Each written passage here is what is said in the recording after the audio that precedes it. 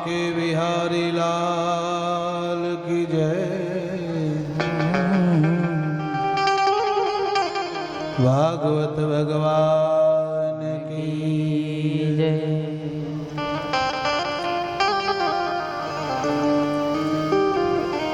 गाम पादर देव की जय। अपने अपने गुरु महाराज की जय। अपने अपने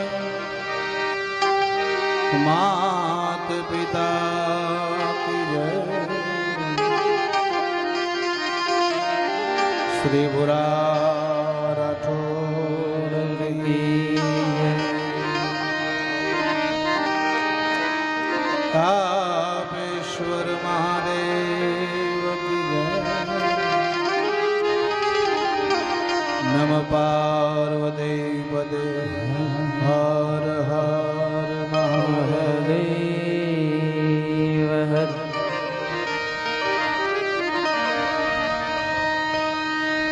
व्यासं व्यासं करं व्यासं नारायणं श्रीधरे श्रीधरे कपरायुध्यं राधा ज्ञान भगति वैराग्यहितं तोप्यं यतो भागवत पुराणं युगल रूपे संविदा।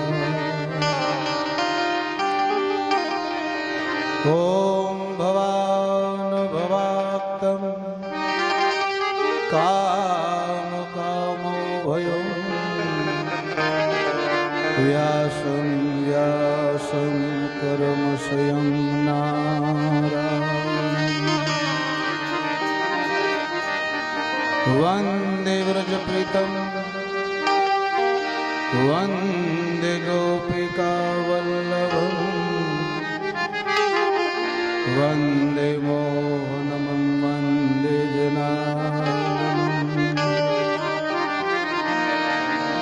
वन्दे श्री कृष्ण। आय हनुमंत विराजिए कथा कहमति अनुसार प्रेम सहित गादी धरो आप पधारिए पवन कुमार।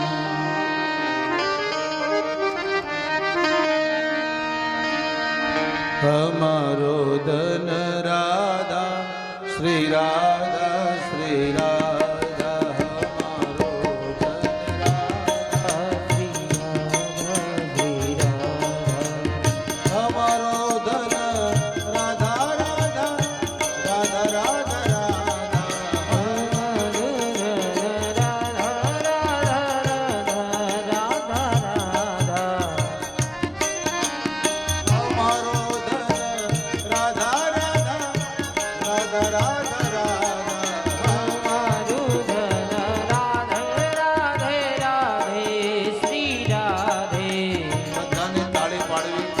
વાતો ઓછી કરવી જ્યાં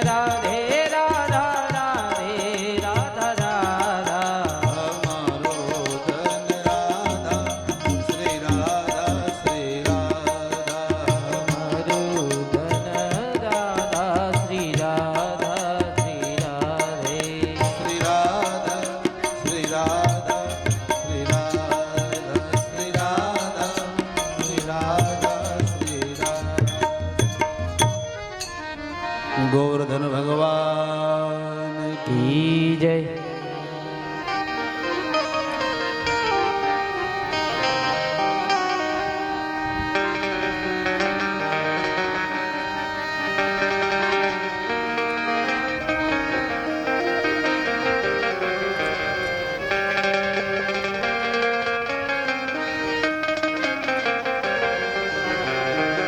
બાપ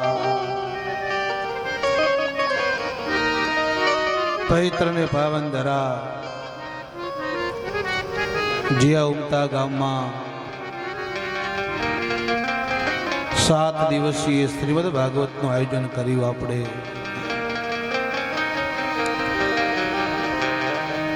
જે યજ્ઞને લઈ આપણે બધા એકત્રિત થયા હતા, આજે એની પૂર્ણાવતી છે. 7મ દિવસ છે આજે. એક કામ કરો, આ થેલીઓ છે આ બાદ લઈ જાઓ, આમ એક બાદ ખૂણામ લઈ જાઓ.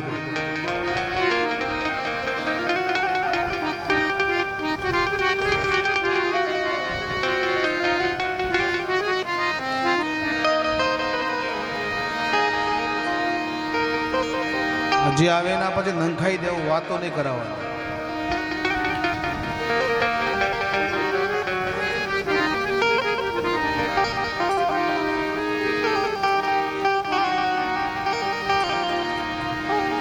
અને 7મા દિવસે આજે આપણી કથાની પૂર્ણાવતીના નજીક છીએ આપણે. અને આજનો દિવસ એવો છે કે જે યજ્ઞ લઈ આપણે, જેમ આપણા ઘરમાં આપણે કોઈ યજ્ઞ રાખીએ, યજ્ઞના અંદર સવારમાં બ્રાહ્મણો આવી અને યજ્ઞ 9 વાગે 10 વાગે પ્રારંભ કરે અને સાંજના 5 વાગે છણાપટ શ્રીફળો હોમે. એ શ્રીફળો હોમ્યા પછી જે હેતુનો યજ્ઞ છે એનું ફળ શ્રીફળો હોમ્યા પછી એ યજમાનને મળે છે. એમ જે યજ્ઞ લઈ આપણે બેઠા છે, યજ્ઞની આજે પૂર્ણાવતી છે. કાલનો દિવસ હું પણ રોકાયેલો, લગભગ યાત્રા છે એટલે રોકાવાનું છે મારે. નકર હું પણ 10 વાગે 11 વાગે વિદાય જેવું છે મારે. 28 તારીખની કથા પાછી મારી માસા રોડ જંબુસર તાલુકામાં ફરી એકવાર ત્યાં આયોજન લોકોએ કર્યું છે. કાલનો દિવસ ખાલી વચ્ચે પરમ દિવસે 27 મારે નીકળી જવું પડે. પણ એવી એક ટેવ પડી છે, હરિને ભજતા છૂટે મારા પ્રાણ, પ્રભુજી એવું માગું છું.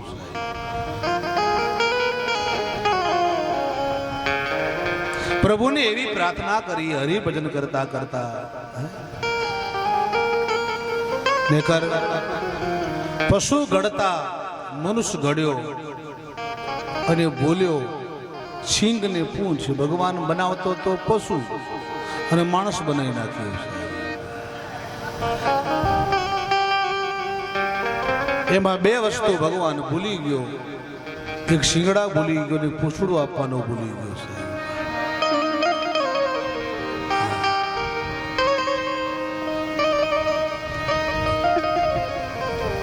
ખાટલામાં મોટી ખોડ છે કે જેને ચોથો પાયો નથી. ખાટલામાં મોટી ખોડ છે કે જેને ચોથો પાયો. 3 પાયાનો ખાટલો કઈ કામનો નહીં છે. ખેતરમાં મોટી ખોડ છે જેને શેઢે સાયો નથી. ભલે 50 વીઘા જમીન હોય, 10 વીઘા જમીન હોય, જેના શેઢે સાયલો ના હોય ને, ઝાડ ઉગ્યું ના હોય ને, એ ખેતરમાં મોટી ભૂલ કહેવાય છે. ખોડ છે. ખેડૂત આવા તડકામાં હોળ આપતો હોય અને કોઈ ઝાડ હોય, સોયલો જોઈ ઘડીક ઊભો રહે ચલમ ભરવા માટે, એને તો વિસામો મળે, પણ જે બળદિયા હોય એમને પણ વિસામો મળે છે. ખાટલામાં મોટી ખોડ છે જેને ચોથો પાયો નથી. ખેતરમાં મોટી ખોડ છે જેને શેઢે સાયો નથી. આ માનવીમાં મોટી ખોડ છે આની મોટી ખોડ છે. આની અંદર માનવીમાં મોટી ખોડ છે કે જેને કદી હરિ ગુણ ગાયો નથી. હવે સારું મળ્યો મને તમને થોડું ઘણું એનું ભજન ના કરીએ આપણે. નકર મનુષ્ય જન્મ ફેર ના મિલે, ના મિલે બારમ બાર, પક્કા ફરજ ગીર પડે, ભોરી ના લાગે ડા. આંબા પર કેરી આવી અને પાકીને પડી જાય છે. એમાં મનુષ્ય અવતારો મળ્યો છે. શ્વાસની સગાઈ છે અને ક્યારે શ્વાસ બંધ થઈ જાય ને ક્યારે છોડી અને જતું રહેવું પડે.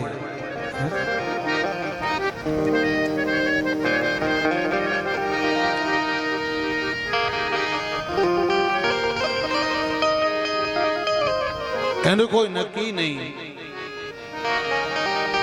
હરિભજન કરો, સત્સંગ કરો સાહેબ.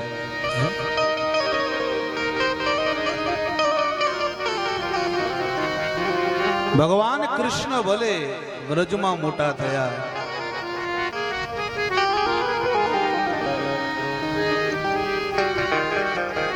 11 વર્ષ ને 52 દિવસ. પ્રેમ કોને કહેવાય ખબર? પ્રેમ એટલે સાહેબ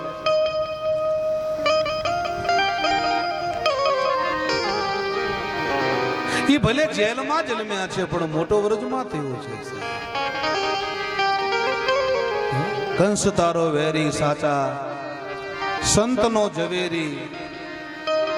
જેલમાં જન્મ્યો રાજા, કંસ તારો વેરી. પ્રેમ છે ને પ્રેમ, પ્રેમના કોઈ પ્રમાણપત્ર નથી હોતા.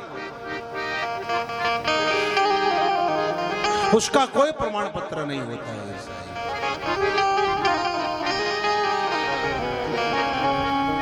અને ભગવાન કૃષ્ણ કહેવાય કે જ્યારે 11 વર્ષ અને 52 દિવસના થયા. પ્રેમ કોને કહેવાય? અમારા સંતો તો એમ કહે પ્રેમ છે ત્યાં પડદો નથી, પડદો છે ત્યાં પ્રેમ નથી. જ્યાં પ્રેમ છે ત્યાં પડદો નથી અને પડદો છે ત્યાં પ્રેમ નથી.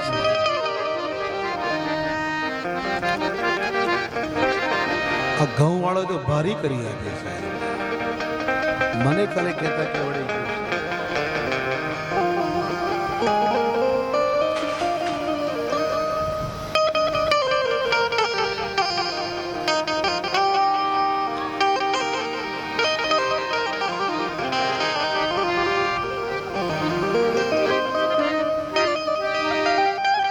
દ્વારિકાનો નાથ મારો રાજા રણ છોડ છે, એને મને માયા લગાડી રે.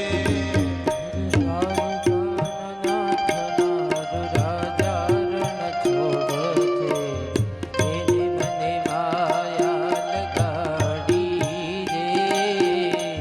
તેને મને માયા લગાડે મારા વાલા, એને મને માયા લગાડી મારા વાલા. એ તેને મને માયા લગાડી રે. એને મને માયા લગાડી રે. દ્વારિકાનો નાથ મારો રાજા રણ છોડ છે, એને મને માયા લગાડી રે. દ્વારિકાનો નાથ મારો રાજા રણ છોડ છે, એને મને માયા લગાડી રે. દ્વારિકાનો નાથ મારો રાજા રણ છોડ છે, એને મને માયા લગાડી રે. દ્વારિકાનો નાથ મારો રાજા રણ છોડ છે, એને મને માયા લગાડી રે. અને ભગવાન કૃષ્ણ પરણી ઘરે આવ્યા.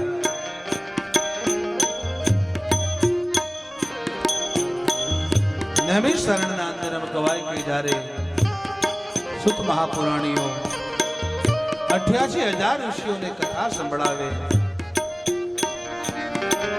બદ્રિકાશ્રમમાં સનક ઋષિઓ નારદજીને સંભળાવે.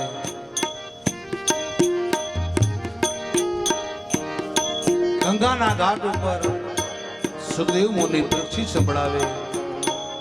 વદરાવનમાં મૈત્રી ઋષિ શ્રી નારદજીને સંભળાવે છે. જે આપણે કથાનું સત્ર સાંભળી રહ્યા છે. સુખદેવજી પૂછે છે, પરીક્ષિત રાજા પ્રશ્ન કરે, હે સુખદેવજી મને એ કહો કે ભગવાન રૂકમણી સંગાતી પરણી દ્વારકા આવ્યા, પણ એમને 8 પટરાણીઓ છે. એ 8 પટરાણીઓ કોણ કોણ છે? તમે એની મને કથા કહો.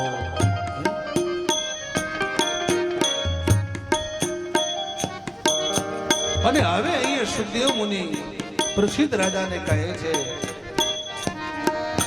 કે જ્યારે દ્વારિકાધીશ દ્વારકામાં સભા ભરી બેઠા હોય, એમનાથી વ્રજ ભૂલાતું નથી. આમ ભગવાન વ્રજમાં બેઠા હોય, દ્વારકામાં બેઠા હોય ને, અને જ્યારે એમ કહેવાય કે જ્યારે ભગવાન કૃષ્ણ દ્વારકાના અંદર એકાંતમાં બેઠા હોય, ભગવાનને આમ જ્યારે એમની યાદ વ્રજની આવે સાહેબ, ત્યારે કૃષ્ણ રડે છે. કૃષ્ણ बहुत रोने लगा है. એના મનમાં એક જ થાય સાહેબ, અધવો નીકળ્યો ખાના બાપ કેમ રડે છે, ક્યાં હુઆ?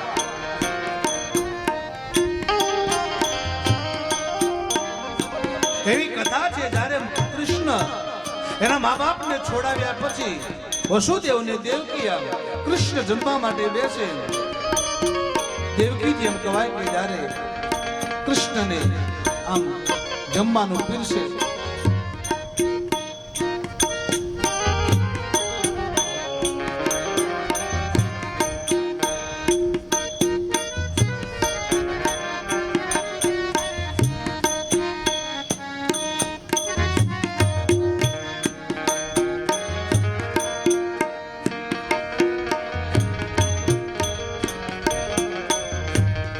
અને ત્યારે ભગવાન કૃષ્ણ જમવા માટે બેસી આમને આમ.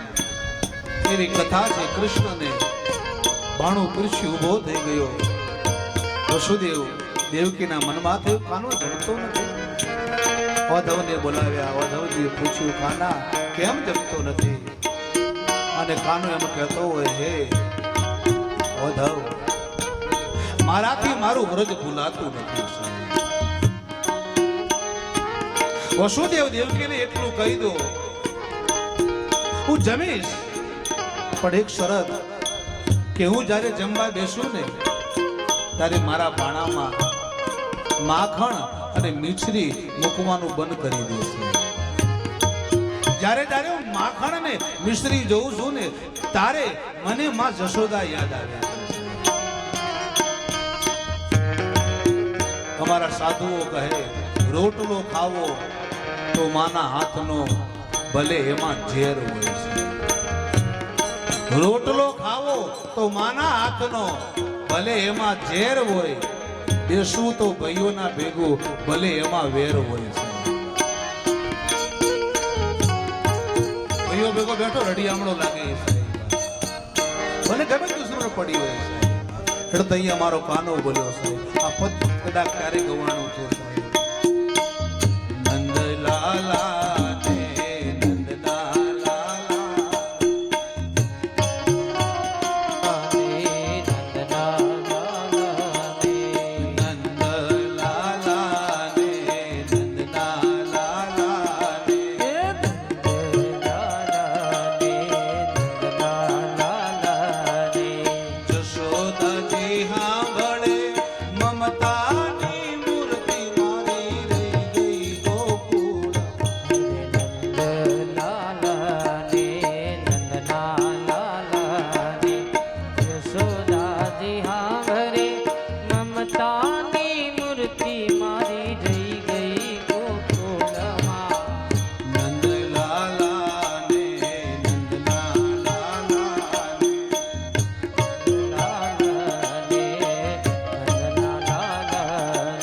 હરી બોલ.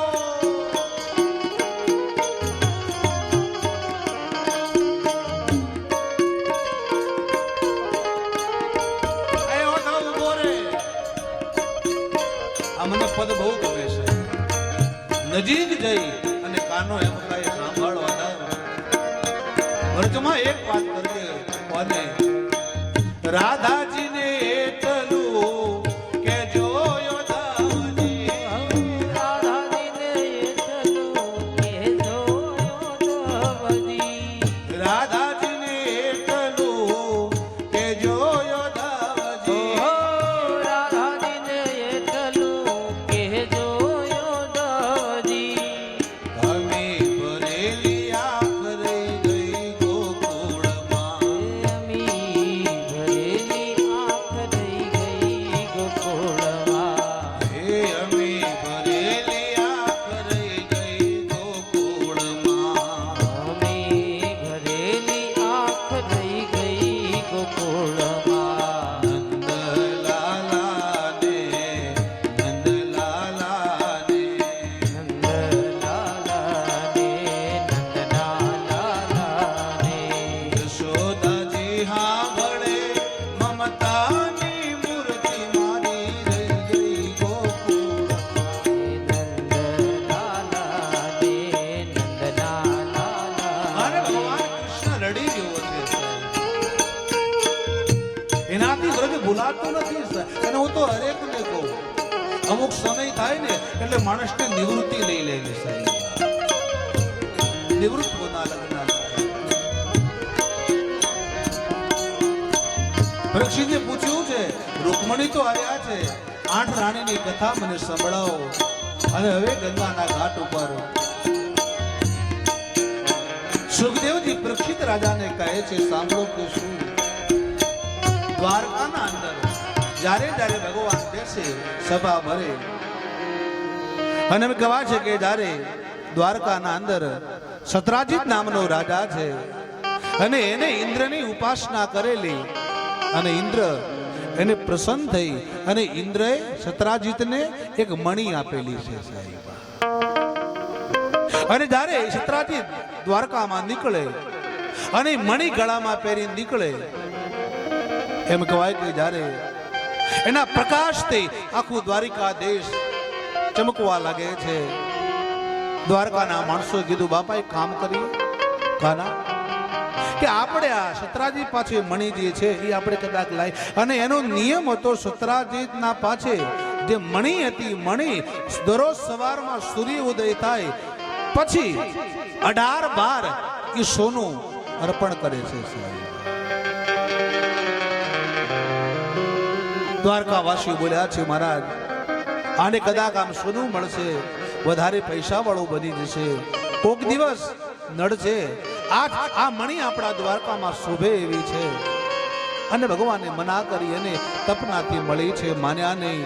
બધાના સાથી ભગવાન સત્રાજીતના ત્યાં ગયા મણીની માગણી કરી અને સત્રાજીતે મણી આપવાની મના કરી એવી કથા છે. ભગવાન પાછા ઘરે આવ્યા અને ઘરે આવ્યા પછી સત્રાજીતનો ભાઈ છે એક દિવસ મણી પહેરી જંગલમાં શિકાર કરવા નીકળેલો અને સાંજ પડી એનો ભાઈ ઘરે આવ્યો નહીં. શોધખોળ ચાલુ કરી એના ભાઈનું મૃત્યુનું સમાચાર મળ્યા. સત્રાજી જંગલમાં જાય છે.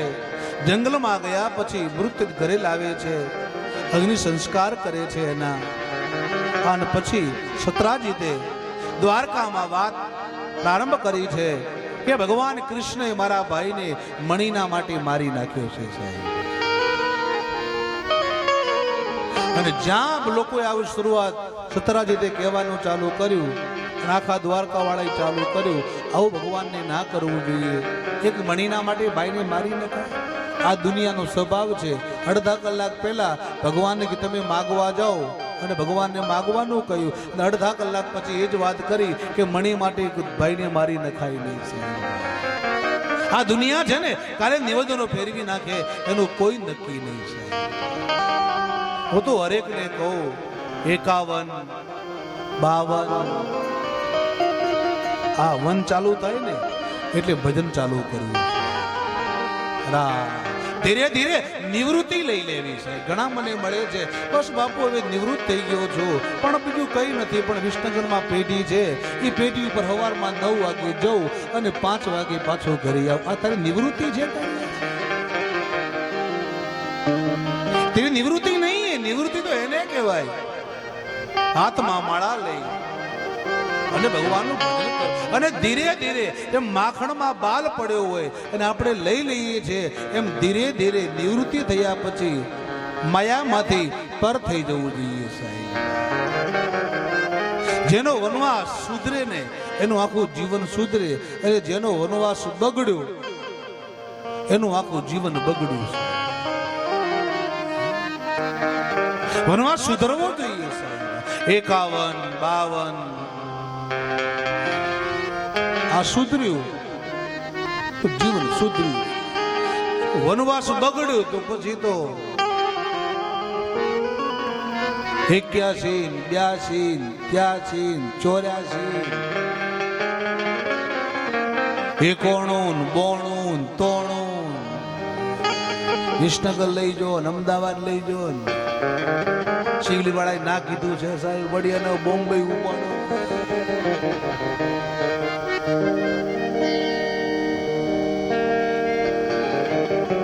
પણ જેનો વનવાસ સુધરે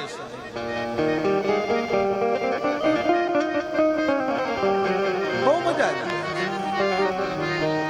અને માથામાં સફેદ બાલ આવે ને એટલે માણસને ખરેખર નિવૃત્તિ લઈ લેવી જોઈએ.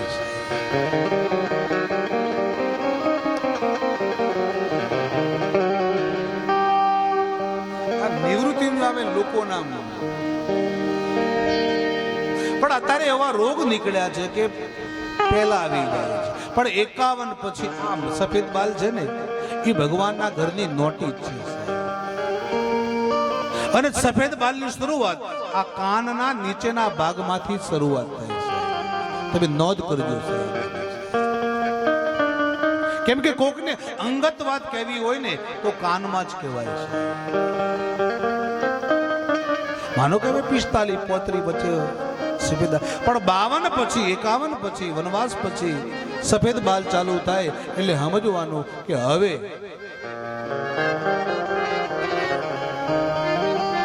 તૈયારીઓમાં છીએ. અત્યારે તમે જુઓ 70 વર્ષે સાહેબ કાળા કરાવેલા હોય છે. 70 વર્ષે સાહેબ કાળા કરાવે, થેલો રાખે, મોબાઈલ રાખે. હા, અને ખરેખર હું તો કહું છું કે આ કળિયુગ લોકો ભલે કહેતા હોય પણ આ કળિયુગમાં જેટલી લહેર છે ને એટલી એકેય યુગમાં નથી સાહેબ. લહેર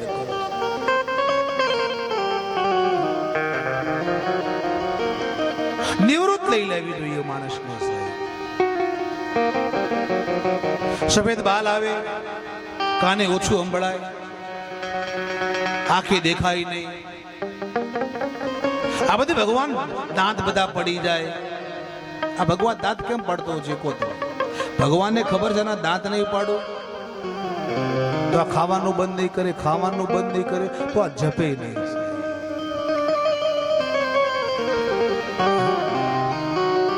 ભગવાને આ બધી ચેતવણી છે મને તમને. રજકણ તારા રખડ છે,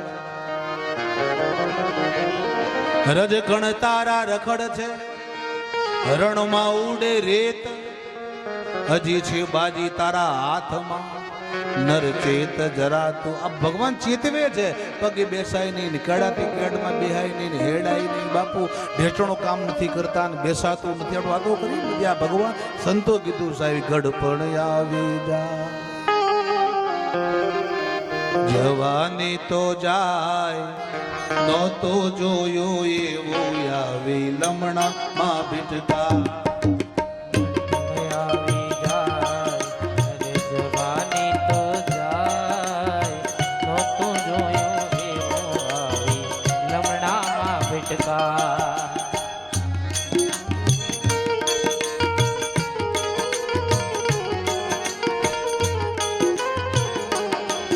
માથે આવ્યા ધોળા વાળ,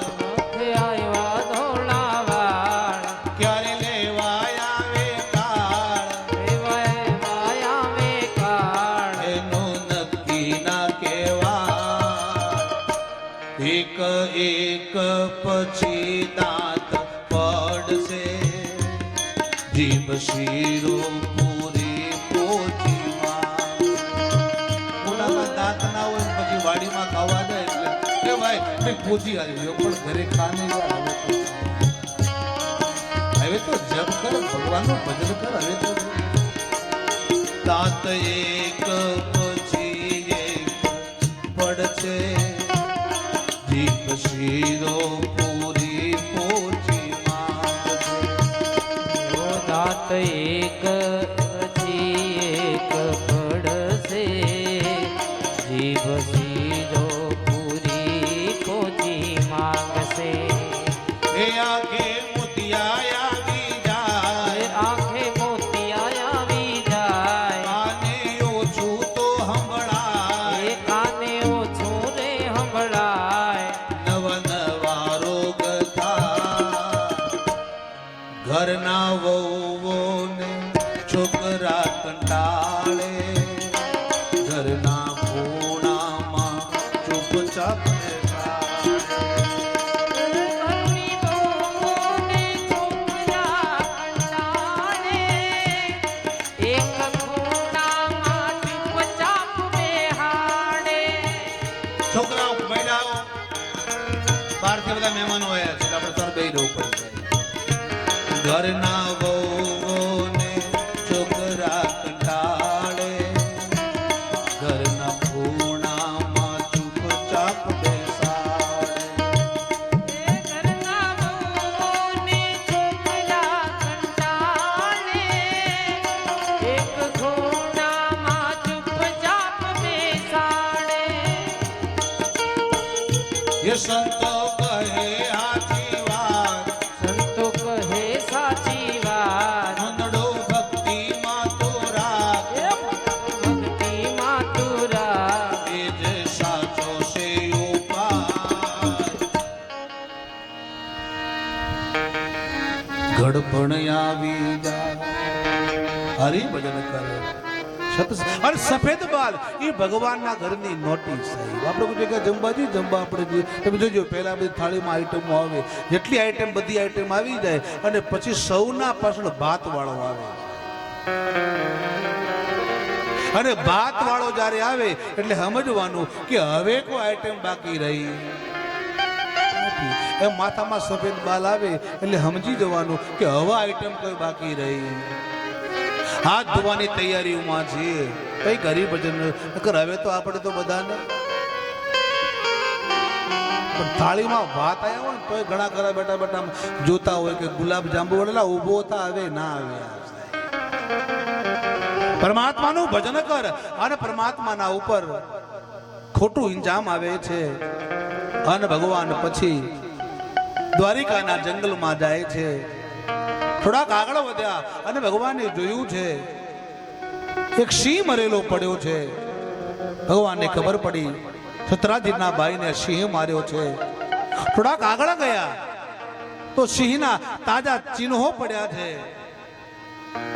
ભગવાન થોડાક આગળ ગયા છે એક ગુફા આવી છે અને ગુફામાં પ્રવેશ કર્યો છે જેવી ગુફામાં પ્રવેશ કર્યો છે કન્યા બેઠી બેઠી એ મણીથી રમી રહી છે